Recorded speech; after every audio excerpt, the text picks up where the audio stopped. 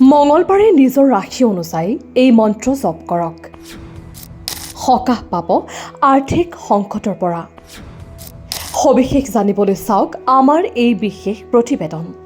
জ্যোতিষীসকলৰ মতে মঙলবাৰে ভগৱান হনুমানক পূজা কৰিলে শনিৰ বাধা দূৰ হয়। ইয়াৰ উপৰিও মংগল দোষৰ প্ৰভাৱো দুৰ্বল হৈ পৰে।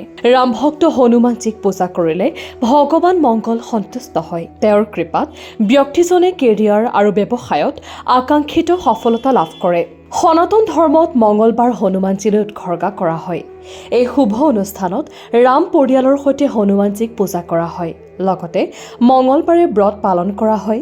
এই ব্ৰত পালন কৰিলে আৰ্থিক সমস্যাকে ধৰি জীৱনত প্ৰচলিত সকলো ধৰণৰ দুখ কষ্ট নাইকিয়া হৈ যায়। ইয়াৰ লগতে আয়, সুখ আৰু সৌভাগ্যৰ অপৰিসীম বৃদ্ধি। লগতে ভগৱান হনুমানৰ আশীৰ্বাদ ব্যক্তিজনৰ ওপৰত বৰষুণ হয়। সেয়েহে মঙলবাৰে ভগৱান হনুমানক ভক্তিৰে পূজা কৰে। যদি আপুনিও আৰ্থিক সংকটৰ পৰা পৰিত্ৰাণ পাব বিচাৰে তেন্তে মঙলবাৰে স্নান আৰু ধ্যান কৰাৰ পিছত ৰীতি নীতি অনুসৰি ভগৱান হনুমানক পূজা কৰক। পূজাৰ সময়ত এই মন্ত্ৰ জপ কৰিব লাগে। মেঘ ৰাশিৰ লোকসকলে মঙলবাৰে পূজাৰ সময়ত অম ধৰ্মনুজয় নমঃ মন্ত্ৰৰ ৰুচি জপ কৰিব লাগে। বৃষ ৰাশিৰ লোকসকলে ভগৱান হনুমানৰ আশীৰ্বাদ লাভ কৰিবলৈ ওম ভীমায় নমঃ মন্ত্ৰৰ মালা জপ কৰিব লাগে।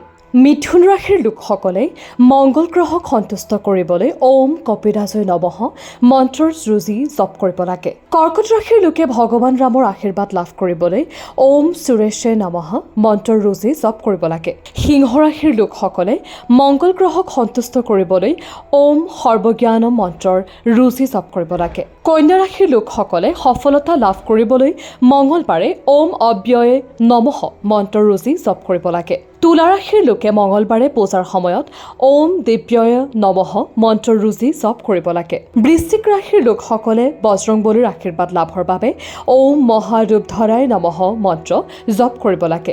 ধনু ৰাশিৰ ব্যক্তি ৰামজীক সন্তুষ্ট কৰিবলৈ 5 বাৰ ওম দেৱায় নমঃ মন্ত্ৰৰ জপ কৰক। মকৰ ৰাশিৰ লোকে আকাংক্ষিত দৰা পাবলৈ ওম পুণ্যয় নমঃ মন্ত্ৰৰ এটা ৰুচি জপ কৰিব লাগে। আৰ্থিক সংকটৰ পৰা সকাহ পাবলৈ কুম্ভ ৰাশিৰ লোকে ওম ব্ৰাহ্মণয় নমঃ মন্ত্ৰৰ ৰুচি জপ কৰিব লাগে। মীন ৰাশিৰ লোকসকলে মঙলবাৰে পূজাৰ সময়ত ওম ৰামদূতায় নমঃ মন্ত্ৰৰ 5টা ব্ৰতৰ জপ কৰিব লাগে।